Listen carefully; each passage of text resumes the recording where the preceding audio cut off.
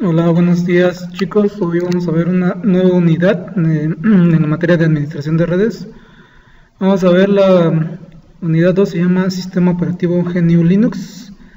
Vamos a ver una pequeña introducción de qué es este sistema operativo Linux para la administración de redes a través de sistemas operativos de red, que también los hay para Linux. Entonces vamos a empezar con ello. ¿Sale? Entonces, en primer lugar, nos dice que ¿qué es Linux? El sistema Linux es un sistema parecido al sistema Unix, por eso es que dice ahí sistema Unix Lite, porque es parecido, más no igual, es similar en algunos comandos, ¿sale? En su kernel igual es algo parecido, pero no igual.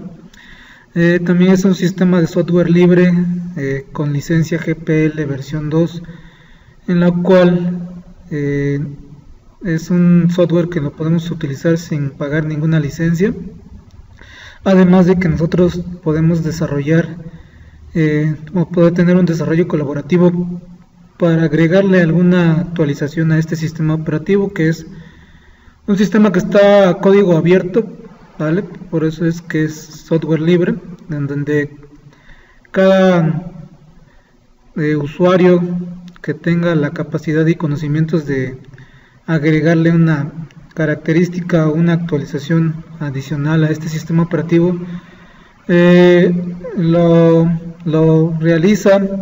Se llega a un acuerdo con en este caso la empresa de Linux, y si este no perjudica al sistema operativo y al contrario beneficia a este proyecto, se procede a la implementación de esta actualización en el sistema operativo, ¿vale? Y es por eso que es un sistema operativo que es de código abierto, software libre, por eso es que se le conoce, en donde todos nosotros podemos aportar algo nuevo a este sistema operativo y pues haciéndolo más compacto, más robusto, ¿no? Un poco de historia de este sistema operativo Linux es que nos dice que fue desarrollado por Linus Torvalds, ¿vale?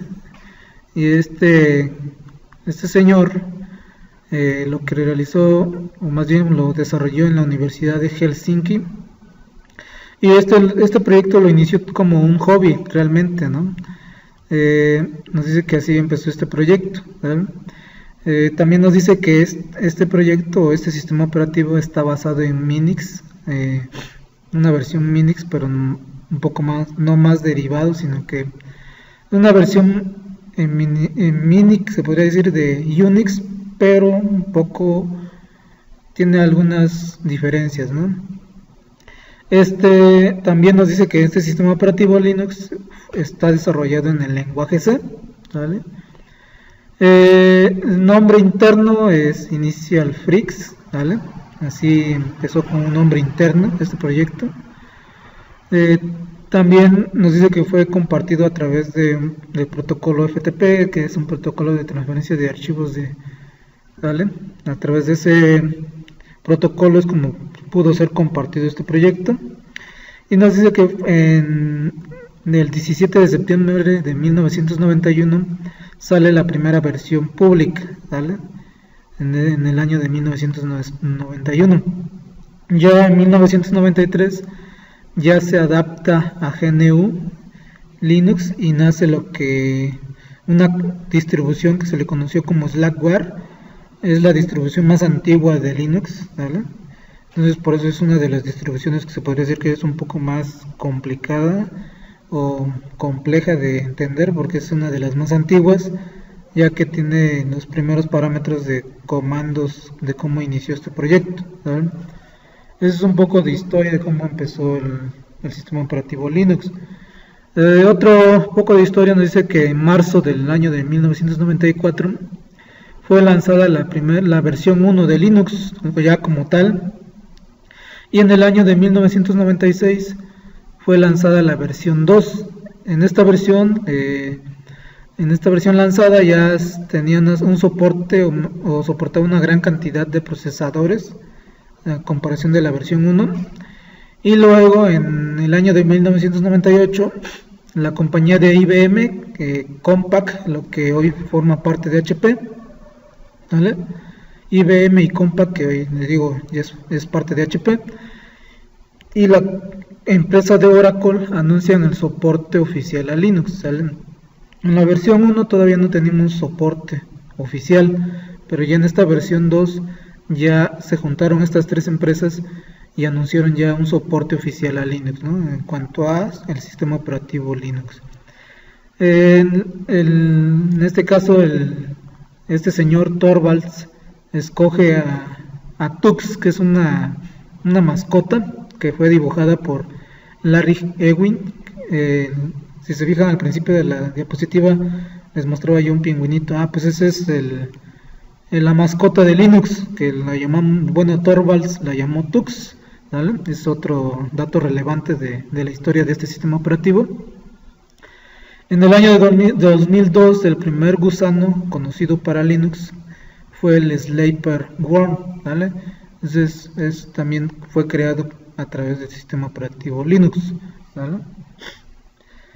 Y siguiendo con datos históricos, pues nos dice que en el año 2007 Google presenta Android, que este es un sistema operativo para smartphones y tablets, el cual, pues si no lo sabían, está basado en Linux. Entonces, si no hubiera existido este proyecto de Linux, pues no tendríamos hoy en nuestros teléfonos que la mayoría de nosotros o de la población que utiliza un smartphone Android, pues tiene este sistema operativo Linux, ¿no? En mayo de 2011 sale la versión 3.0, ¿vale? Y ya en el año de 2013 nos dice que Linux pues ya es el sistema base más usado en todo el mundo, ¿vale? Entonces a partir del 2013 ya empezó a tener un gran impacto en todo el mundo este sistema operativo, ya que ya estaba presente en varios ámbitos, ¿no? Sociales, también en la industria, ¿no? De acuerdo a las arquitecturas soportadas para este sistema operativo Linux, nos dice que Linux es un sistema multiplataforma, el cual soporta la gran mayoría de procesadores existentes hoy en el mercado, ¿vale? Por eso es multiplataforma. Por mencionar solo algunas de las arquitecturas que soporta, es por ejemplo la arquitectura i386 para procesadores de 32 bits, procesadores con arquitectura de ARM para PowerPC, que es para las Mac, por ejemplo, arquitecturas Mac, la IA64 y la X86-64, que nosotros lo conocemos como los procesadores de una arquitectura de 64 bits. Entonces todas esas arquitecturas son las soportadas, por mencionar algunas, no son todas, hay más por las cuales son las arquitecturas soportadas para este sistema Linux, ¿vale? Ahora, ¿dónde está Linux? Este sistema operativo ya hoy en día está presente, como les decía yo, en teléfonos inteligentes que tengan Android, ahí ya está presente Linux. En televisores que igualmente, por ejemplo, ya tenemos Smart TV que tienen sistema operativo y también puede estar presente un sistema operativo Linux. Asimismo, un automóvil que tenga un sistema operativo como Ubuntu, ¿vale? Y ya está presente ahí Linux. En aviones igualmente, en su supercomputadora o computadora que utiliza el avión, también ya puede estar presente este sistema operativo, así como en la bolsa de valores. El 90% de las supercomputadoras también ya tienen el sistema operativo Linux. La estación espacial, por ejemplo, la más reciente de la Space, ¿vale? Esa empresa también ya tiene varios de sus proyectos o de varios de sus equipos este sistema operativo Linux. Asimismo, hay algunos gobiernos que también hacen uso del sistema operativo Linux, ya sea para un servidor o para sus equipos de ofimática. Empresas como Facebook, Twitter, Google, etcétera, también ya hacen uso del sistema operativo Linux y ahí está presente, ¿sale? Así como varios electrodomésticos que también pueden tener un sistema operativo Linux. Entonces, como podrán ver, este sistema operativo Linux ya casi está a la par del sistema que nosotros conocemos, que es el Windows, ¿no?, de Microsoft, Bill Gates, pero ya le está haciendo una competencia hoy en día, se puede decir que muy buena la competencia al sistema operativo Windows, ¿vale?, ya que pues ya se está reflejando en varios ambientes, ¿vale? Las características del sistema operativo Linux es que nos dice que es multiusuario, o sea, podemos tener varios usuarios en una computadora. Multitarea, igualmente podemos estar utilizando o realizando varias tareas a la vez en nuestra computadora, tener varios programas o tareas abiertas y sin ningún problema el sistema operativo las puede ejecutar. Seguridad es un aspecto muy bueno con respecto a la seguridad con este sistema operativo Linux. Adaptabilidad, este sistema operativo tiene esa característica de que se puede adaptar de acuerdo a el tipo de hardware y software que nosotros lleguemos a utilizar. De acuerdo a la plataforma que nosotros lleguemos a utilizar, es como se puede adaptar este sistema operativo. La estabilidad es que tiene una estabilidad muy eficiente de acuerdo a su funcionamiento y operación. Entonces, esa es otra de las características muy importantes. La escalabilidad igualmente, cada día va evolucionando, entonces es muy escalable. Y también que cuenta con una diversidad de software que nosotros podemos instalar en nuestro sistema operativo Linux. También ya hay una gran cantidad de software o programas que nosotros le podemos instalar a una computadora con sistema operativo Linux, ¿vale? Hablando de las distribuciones de Linux, tenemos distribuciones para escritorio, que son las que comúnmente nosotros conocemos, como por ejemplo Windows, que tiene sus distribuciones para escritorio. Así también Linux tiene sus distribuciones, y algunas de ellas son Ubuntu y sus derivados. Ubuntu es una de las más conocidas y fáciles de utilizar. Debian y sus derivados también es otra distribución. Fedora, que también tiene pues ya varias actualizaciones. OpenSUSE también la tenemos para instalar a una computadora de escritorio. Y también tenemos distribuciones para servidores, que en este caso para servidores entra ya las distribuciones de Red Hat, CentOS, Debian también la hay para servidores, Ubuntu también ya la tenemos para servidores, y también tenemos distribuciones para firewalls. Los firewalls, pues también, así como tenemos equipos firewall, también podemos implementar uno a través de un sistema operativo Linux, como IPCOP, que es una opción, Endian UTM, que es un sistema operativo que nos permite crear un firewall en nuestra red y así poder dar accesos y restricciones a nuestra red de datos, ¿vale? pfSense también es otro firewall, y así tenemos varios, ¿no? Entonces, pues tenemos varias distribuciones. Me faltan algunas, no son todas, son algunas de las más importantes, pero existen más, y pues son muchísimas distribuciones, ¿no?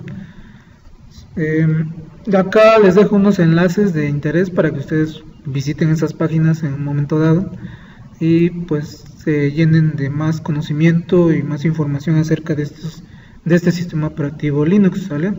Pueden acceder a cualquiera de esas 4 ligas para que ustedes obtengan más información de este sistema, que es muy interesante y muy llamativo y muy fácil de utilizar. Ahora, aspectos a tener en cuenta para utilizar el sistema operativo Linux. Este sistema operativo Linux tiene una estructura que tiene, pues, en primer lugar el hardware, que es la parte física, la cual va a tener una comunicación con el kernel, que el kernel más que nada es como son los programas o las aplicaciones que van a tener una comunicación con el hardware, así como los drivers en Windows Acá el kernel es el que tiene la comunicación con el hardware, ya sea con la tarjeta de video, la tarjeta de red, la tarjeta de audio, ¿vale?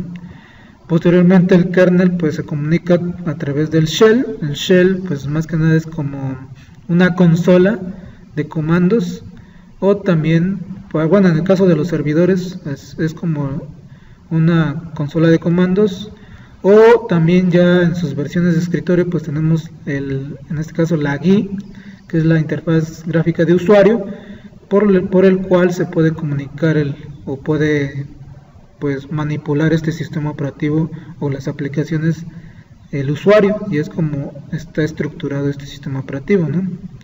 Hardware, el kernel, y a su vez el kernel se comunica con el shell, y a través del shell o de la interfaz gráfica de usuario se puede comunicar el usuario, ¿no? Para poder darle en este caso, pues una tarea a través del shell al kernel, y poder realizar una actividad y obviamente obtener un resultado, ¿no? Tenemos versiones del kernel. Nos dice que está compuesto por 4 partes. Tenemos en este caso está dividido por A, B, C y D.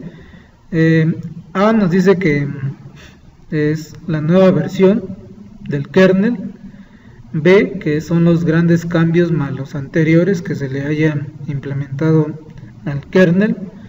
C se refiere a las nuevas características o drivers que se hayan actualizado a nuestro kernel. Y D pues se refiere a los cambios menores al núcleo o al kernel, ¿sale? Que es lo mismo. Y ahí nos dice que RC1, que es Release Candidate, que es obviamente es un elemento que está todavía en pruebas, pero pues es otro de las partes de las cuales, o más bien otra de las versiones del kernel de Linux, ¿sale? Entonces ahorita creo que ya está su versión 3.0, ¿vale? Esa es una versión que ya tiene 1 o 2 años que salió, ¿vale? El RC1, ya salió el RC2 y ahora tenemos la versión 3. Hablando del sistema de archivos, su sistema de archivos de Linux, así como el de Windows, nos dice que es un sistema de archivos robusto, ¿vale? Muy compacto, muy centralizado, es organizado también, incompatible, nos dicen. También está a prueba de control de fallas, independiente del sector del disco en el cual se encuentre ese directorio o archivo. También nos dice que este sistema de archivos soporta archivos de extensión 4, que en su momento hubo extensión 2, extensión 3, pero ya también soporta archivos independientemente que sean de gran tamaño, ¿no? En este caso archivos que soporten la extensión 4. Soporta también hasta 32.000 subdirectorios. Tiene desfragmentación en tiempo real del sistema de archivos, ¿vale? Entonces esas son las características del sistema de archivos del sistema operativo Linux.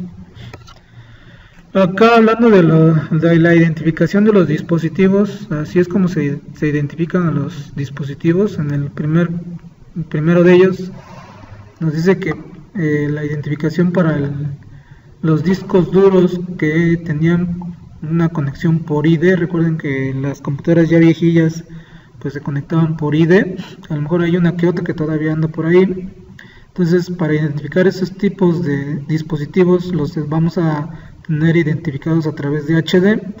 A su vez, puede que tengamos más de 1 o 2 discos ID de tipo ID, discos duros, y también los vamos a poder particionar. Entonces, para identificar sus particiones los vamos a identificar como HDA1, HDA2, si es que tuviéramos, en este caso podemos tener hasta 4 particiones, entonces su identificación sería HDA1, HDA2, HDA3 y HDA4, ¿no? Para tener identificadas las 4 particiones. En este caso nos está hablando de la primera partición, del disco maestro del ID1, ¿no? Si fuera más de un disco, acá tuviera HD1, HD2, ¿sale? Y el tipo del dispositivo nos indica esto, ¿vale? HD. De ahí tenemos también los SD. Para este tipo de identificación se refiere a los discos SATA, para los que ya los nuevos discos duros que tienen conexión SATA, entonces los vamos a tener identificados como SD. Si es que tenemos más de un disco duro, o más bien más de dos particiones, pues los vamos a identificar como SD, SDA, SDB, SDC, SDE y así sucesivamente, ¿no? Así es como los vamos a tener identificados a los discos duros que tengan conexión SATA. También para identificar las unidades de DVD o CD, las vamos a tener identificadas con las siglas de SCD, ¿vale? Las cintas, unidades de cinta, se van a tener una identificación como ST. HT se tiene identificado los dispositivos unidad de cinta ID, que igual así como los FD, que se tiene identificado a la unidad de floppy, que ya no lo ocupamos hoy en día, pero en sus momentos sí se utilizó, donde se insertaba el disquete. Si a alguno de ustedes les tocó utilizar disquete, a eso se identificaba al unidad floppy, ¿vale? Y también para tener identificado al dispositivo puerto paralelo era con LP, ¿vale? Para la identificación de terminales o consolas, vamos a tenerlas identificadas por TTY. Para PTY es para las terminales remotas, en este caso cuando se conectaban por SSH a una computadora remotamente. Así es como se tienen identificadas a esas terminales remotas. Para los puertos Ethernet se tiene identificado como ETH. Ahora, si tenemos más de un puerto Ethernet, si fueran dos, ETH0, ETH1, ETH2 y así sucesivamente, ¿no? Pero por lo regular tenemos por mucho, si es un servidor, hasta tres, ¿no? 3 puertos Ethernet. Para identificar una interfaz virtual de tipo puente se identifica como VR. Para identificar una interfaz virtual VPN lo vamos a tener identificado como TAP, ¿vale? Ahora, hablando de la estructura de directorios en Linux, nosotros tenemos como primer lugar el slash, que es lo conocemos como directorio padre o directorio raíz, donde vamos a tener todos los directorios. Ahí van a residir todos los directorios, ¿no? Entonces tenemos igual, este podría decir que este es el principio del árbol de directorios, ¿no?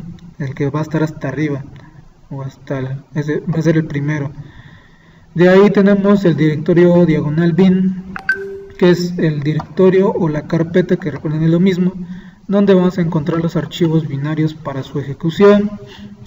El directorio boot, diagonal boot, que es donde se encuentran los archivos para que inicie el sistema, donde se encuentra el kernel, los programas de inicio del sistema, el group, para que se cargue el group de nuestro sistema operativo.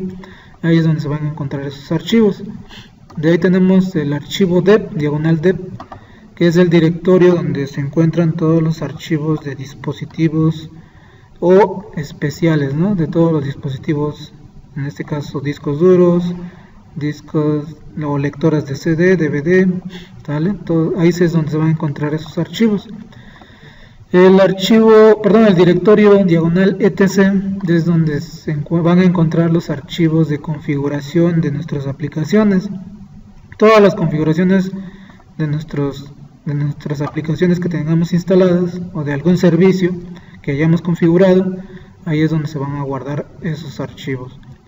De ahí tenemos al directorio home, diagonal home, que ese directorio es donde se van a guardar todos los archivos de usuarios que se hayan creado. Por ejemplo, si nosotros creamos, así como en Windows, por ejemplo, si ven que tenemos 2 usuarios para iniciar sesión, asimismo en Linux también podemos tener 2, 3, entonces ahí es donde se van a crear las carpetas para cada usuario, ¿no? Por ejemplo, si tenemos el usuario de Ana, el usuario de Juan, entonces ahí van a estar todos estos usuarios en la carpeta de home con sus respectivos directorios, ¿no?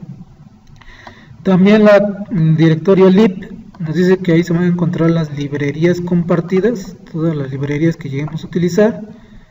En el directorio de media es un punto o un directorio donde es el montaje para las unidades de CD o DVD o también para las unidades de USB, ¿vale? Es como un punto donde se montan esas unidades y ahí ocupa ese espacio en memoria o para crear ese directorio, podría decir que temporal. Asimismo tenemos el MT, que es similar al anterior, pero en este caso pues acá les había dicho que esto es temporal. En este caso este sí va a estar siempre, y acá el MT es el que va a estar temporalmente, ¿no? O sea, crea un punto de montaje pero temporalmente, ¿vale? Cuando ya se deje de ocupar o se reinicie la computadora, ahí ya desaparece ese punto de montaje, ¿vale? Por eso dice que es similar al anterior. O sea, aquí me había equivocado. Este punto de montaje del media es para las unidades de CD o DVD que siempre van a estar ahí, y este MT es un punto de montaje temporal. El directorio OPT es donde vamos a encontrar o se van a guardar los archivos independientes, ¿vale? Cualquier archivo independiente de cualquier aplicación.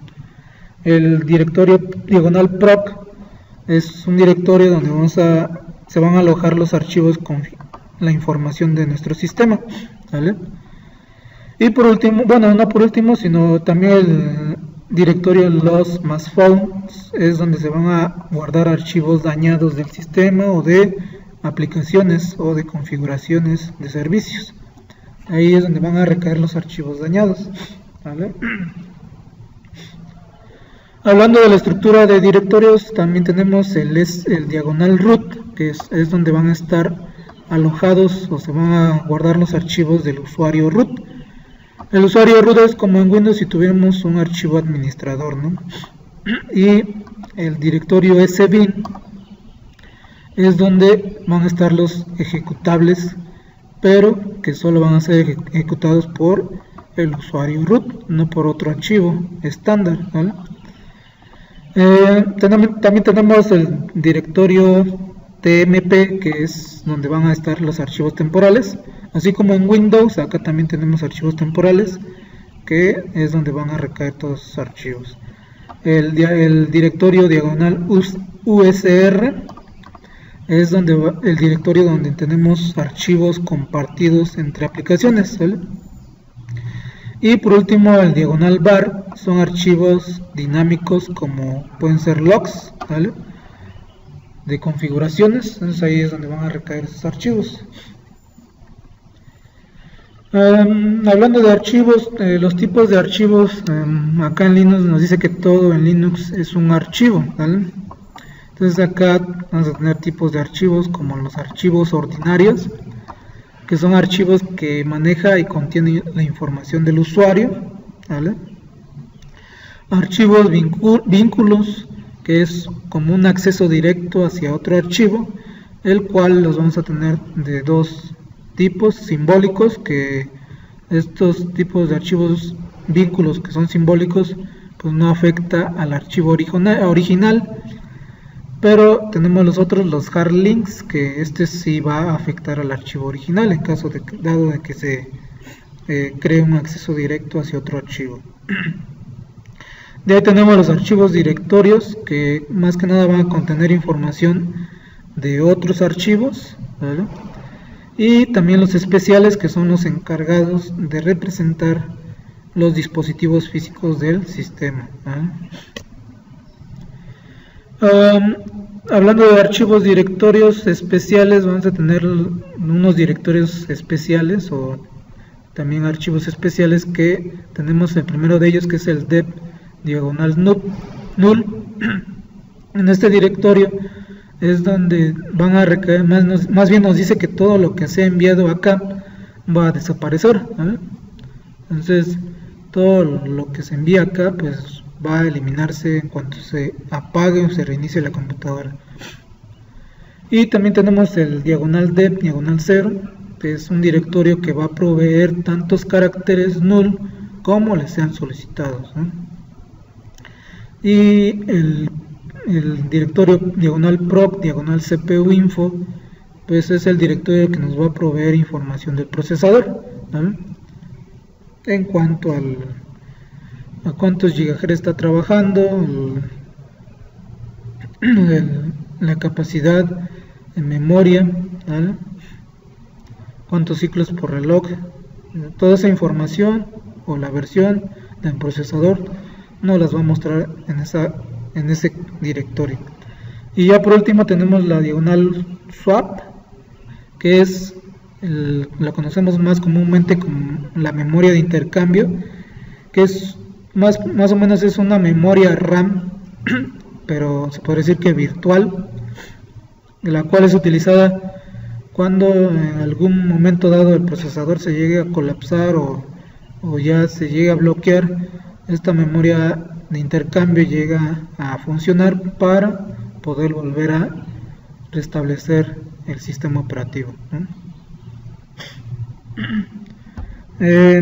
Vamos a tener paqueterías comunes en este sistema operativo Linux, y las paqueterías comunes tenemos para Red Hat, por ejemplo, y derivados. En este caso podrían ser Fedora, CentOS, y vamos a tener paquetes, los RPM y los Yum, para que nosotros podamos instalar programas o paqueterías en nuestro sistema operativo Linux de escritorio o de servidor. Pero también vamos a tener los paquetes para en este caso para Debian y sus derivados, que en este caso, por ejemplo, Ubuntu, que es uno de ellos, no solamente es este, hay más, por mostrar nada más uno. Para este tipo de distribución de Debian y sus derivados tenemos los paquetes apt, que es a través de la paquetería apt-get install, los paquetes aptitude y los paquetes .deb, ¿vale? Para poder nosotros instalar, que más adelante vamos a ver cómo instalar estos tipos de paquetes, ¿vale? Vamos a ver cómo instalar los RPM, los Yum, los apt-get y los .deb. Y ya por último, acá nos habla del kernel panic. Esta nos dice, o más que nada nos da a entender que a pesar de que Linux es muy adaptable, muy escalable, muy eficiente, también va a llegar el momento en que se llegue a bloquear. No es común, pero puede llegar el momento. Entonces por eso es que estamos hablando de esta parte del kernel panic, que nos dice que si es que nos llega a suceder que el sistema se llegue a congelar, pues este acontecimiento puede darse por medio de dos fallas, que puede ser falla por algún tipo de software que se haya aplicado una paquetería, o más bien se haya instalado una paquetería mal, o también por la falla del hardware, que haya fallado, no sé, la memoria RAM se haya desconectado, que haya mucho polvo. Entonces por esas dos opciones o acontecimientos podría darse a que llegue a bloquearse nuestro sistema operativo Linux o se llegue a congelar. Entonces si en caso dado de que llegara a suceder esto, nosotros podemos realizar este procedimiento para realizar un reinicio subnormal. Ese reinicio subnormal se realiza a través de la combinación de teclas AL más la tecla PETSYS más la R más RAISUB, que es la combinación de las teclas R. PETSYS, esa tecla se encuentra a un lado de la tecla imprint pantalla, es una tecla que está junto a esa tecla, y más las letras de RISUB, que es reinicio subnormal, así es como se abrevia, que nos dice que R lo que va a realizar es que va a dar el control absoluto al teclado. Termina todos los procesos que se estén ejecutando en el momento y interrumpe los procesos que no se terminaron.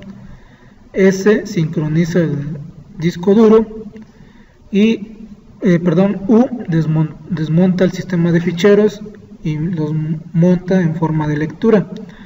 Y ya por último B, pues reinicia la computadora, ¿no? Entonces a través de ese proceso es como realiza la subrutina de un reinicio subnormal, ¿sale?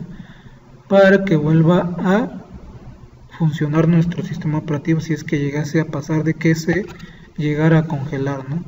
No es como tal un reinicio de la computadora, sino que más que nada reinicia los servicios, ¿sale? A través de esa combinación de teclas. Y pues hasta acá es el tema de hoy, espero les haya servido.